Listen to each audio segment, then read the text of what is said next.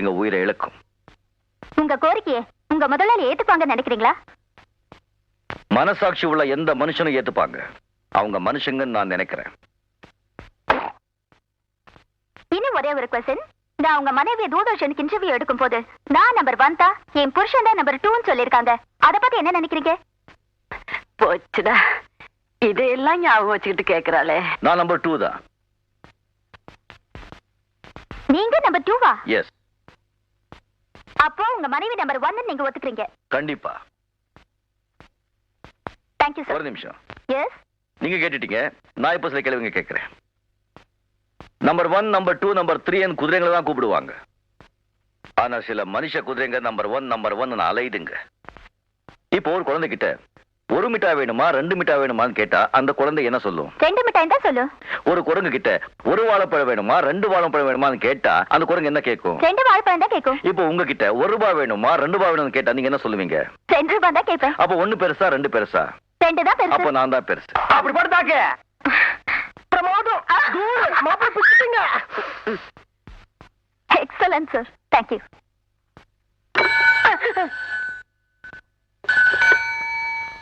Hello, சொல்லுங்க sir. நான் சாந்தியோட ஃபாதர் பேசுறேன்.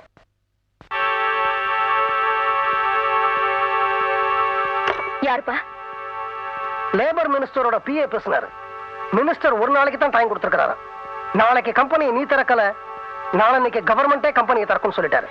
அது எப்படி அவங்க திறப்பாங்கன்னு நானும் பாக்குறேன். சாந்தி, அனாவசியமா கவர்மெண்டோட விளையாடாத. யார் யார்கிட்ட விளையாடுறாங்கன்னு அவங்களும் தெரிஞ்சுக்கிட்டோம். சாந்தி, என்னப்பா சத்தம் போடுறீங்க? நீங்களும் தொழிலாளிங்க பக்கம் சேர்ந்துட்டீங்களா? அம்மா, தனிப்பட்ட ஒரு மனுஷனை பழிவாங்க நீ எடுத்த முடிவு தப்புன்னு நான் மட்டும் இல்ல, இந்த நாடே சொல்லுது.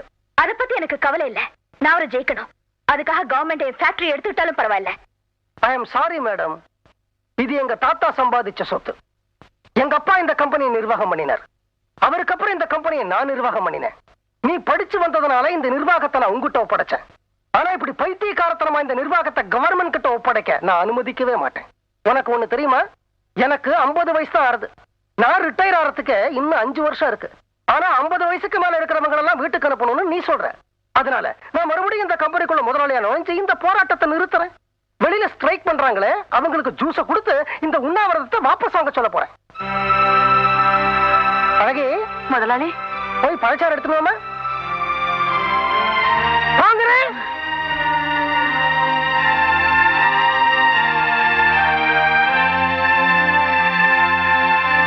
அட ஜூஸுடா. இந்தாங்க, இந்த ஜூஸ குடிச்சு போராட்டத்தை கைவிடுங்க. யாரையும் வேலையை விட்டு எடுக்க மாட்டோம். நாளைக்கு காலையில் எல்லாரும் வேலைக்கு போங்க. ரொம்ப நன்றி சார். இந்த குடி. வேணாப்பா, கோபத்துல அந்த ஐயா விஷத்தை வச்சிருந்தாரு வச்சிருப்பாரு.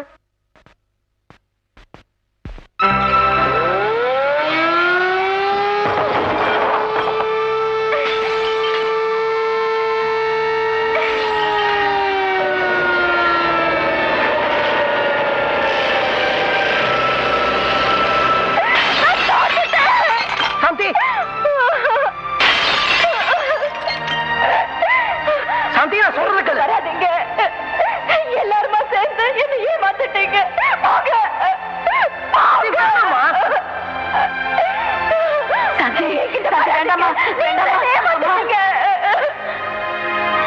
எல்லாருமா சேர்ந்து என்ன ஏமாத்திட்டீங்க. நான் தோத்து போயிட்டேன்.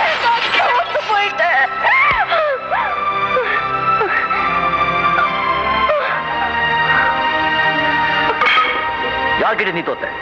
பெத்த தகப்பு கிட்ட, வளர்த்த தாய் கிட்ட, கட்ட புருஷன் கிட்ட. இது தோல்வியா? தோல்விதான் ஒவ்வொரு மனுஷனுடைய வெற்றிக்கும் முதல் படி. அதை தெரிஞ்சுக்கோ. துக்கத்தையும் சந்தோஷத்தையும் சமமா எடுத்துக்கணும் தான் உண்மையான மனுஷன். கோடீஸ்வரனா இருந்தாலும் எவ்வளவு பெரிய ஆளா இருந்தாலும் அவனுக்கு ஒரு கஷ்டம் வரும்போதுதான் மத்தவங்க கூட அவனுக்கு புரியும். படிப்புல நம்பர் 1, உத்தியோகத்துல நம்பர் 1, கோபத்துல நம்பர் 1, வேகத்துல நம்பர் 1. வாழ்க்கையில நீ எந்த நம்பர் தெரியுமா? வாரிய சுத்தி கண்ணாடியை போட்டுக்கிட்டு வெளி உலகத்தை பார்க்கணும்னு நினைச்சா அதுல முகதான் தெரியும். கண்ணாடியை எடுத்துட்டு ஜன்னல் வழியா பார். அப்பதான் உனக்கு வெளி உலகம் என்னன்னு புரியும். இப்படிதான் இருக்கணும்னு கட்டுப்படுத்தாம எப்படியாவது இருக்கலாம்னு உன்னை சுதந்திரமா விட்டாங்கல்ல, கண்டிப்பா இவங்க உன்னை கூடியதான் வளர்த்திருக்காங்க. பேசாதீங்க, திருப்பி நீங்க பேசாதீங்க. அமைதியான என் வாழ்க்கையில் ஆத்திரத்தை வரவழைச்சதே நீங்க தான். ஏன் வீட்டுல தங்கி ஏன் தட்டுல ஏன் படத்துல சாப்பிட்டு ஏன் வீட்டு முன்னாடி உண்ணாவிரதம் இருந்தீங்களே? உங்களை மாதிரி மனுஷனை நான் பார்த்ததே இல்ல. இல்லம்மா இல்ல, கண்டிப்பா அவர் உங்க தட்டுல சாப்பிடல, உங்க செலவுல இங்க தங்கல. என்னைக்கு உங்க கழுத்துல தாலி கட்டி அவங்க அம்மா வார்த்தைக்கு கட்டுப்பட்டு இங்க தங்க சம்மதிச்சாரோ அந்த நிமிஷமே மாச செலவுக்காக என்கிட்ட 2000 ரூபாய் கொடுக்கிறாரு. அது அவருக்கு மட்டும் இல்ல, உங்களுக்கும் சேர்த்துதான். இதெல்லாம் எதுக்குன்னு நான் கேட்டேன். புருஷன் பணத்துல பொண்டாட்டி சாப்பிடுறதுதான் அவளுக்கு பெருமை. பொண்டாட்டி பணத்துல புருஷன் சாப்பிட்டா அது எனக்கு கொடுமைன்னு சொன்னார். பெண்ணை மதிக்காம பெண்ணுக்கு மரியாதை கொடுக்காம பெண்ணை அவமானப்படுத்துற இவரோட நீங்களும் சேர்ந்துக்கிட்டீங்கல்ல? நான் பெண்ணை மதிக்காதவனா? நான் பெண்ணுக்கு மரியாதை கொடுக்காதவனா? உலகத்திலேயே நீ ஒருத்திதான் பெண்ணு நீ நினைச்சேன்னா அந்த பெண்ணுக்கு நான் மரியாதை கொடுக்கலன்னு வச்சுக்கோ. பெண்ணுக்கு அழகை விட அடக்கம் தான் முக்கியம், அறிவை விட அமைதி தான் முக்கியம். இந்த உலகத்துல படைப்பாளியே பெண் தான். ஆணை சுமக்கிறவளும் பெண் தான். உன்னை மாதிரி திமிர் பிடிச்ச பொண்ணை சுமக்கிறவளும் பெண் தான். அப்படிப்பட்ட ஒரு பெண் தெய்வத்தை மதிச்சு மரியாதை கொடுத்து அவங்க சொன்ன ஒரே ஒரு வார்த்தைக்காக உன் கழுத்தை நான் 3 முடிச்சு போட்டேன். அவங்க தான் என்னுடைய தாய். உன்னை கல்யாணம் பண்ணிக்கிட்ட மறுநாளே ஒரு சைக்கிள் ரிக்ஷாவில் பெட்டி படுக்கையோட உன்னை போட்டு உதச்சே வீட்டுக்கு கொண்டு போயிருப்பேன். ஆனா நமக்குள்ள தாம்பத்திய உறவு நடக்கலைங்கிறது என் அம்மாவுக்கு தெரியக்கூடாதுங்கிற ஒரே ஒரு காரணத்துக்காகத்தான் நிறுத்திட்டேன். என்னோட சந்தோஷமா நீ குடும்பம் நடத்தலேன்னு அந்த ஜீவனுக்கு தெரிஞ்சது அதுல ரத்த ஓட்டமே நின்றுடும். மகனுக்கு இப்படி ஒரு வாழ்க்கை ஏற்படுத்தி கொடுத்துட்டோமேங்கிற வருத்தத்துல அவங்க இதய துடிப்பே நின்றுடும். நான் என் தாயை மதிக்கிறவன், அவங்க சொல்லுக்கு கட்டுப்படுறவன். நான் என் தாய் மேல எவ்வளவு மதிப்பு வச்சிருக்கிறோம், அதே போல உனக்கு ஒரு புள்ள பிறந்து அவன் உன்னை மதிக்கிற அளவுக்கு நீ நடந்துகிட்டா நான் மட்டும் இல்ல இந்த உலகமே உன்னை மதிக்கும். உன் பெண்மைக்கு மரியாதை கிடைக்கும். கிருஷ்ணா,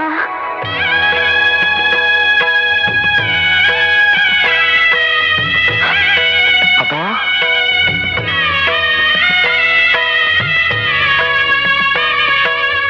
அம்மா அம்மா உங்க கை கால். நீங்க உண்ணாவிரதம் இருக்கீங்கன்னு கேள்விப்பட்டதா உங்களை பார்க்கணும்னு என்ன கட்டாயப்படுத்தி நீங்க கூட்டிட்டு வந்தாங்க. என்ன மன்னிச்சிடையா. அம்மா என்னம்மா இது? கிருஷ்ணா,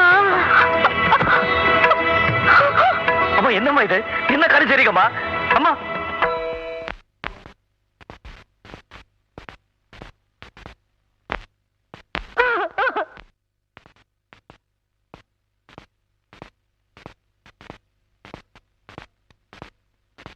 பசுந்தங்கம் புதுவெள்ளி மாணிக்கம் மணி வைரம் அவையா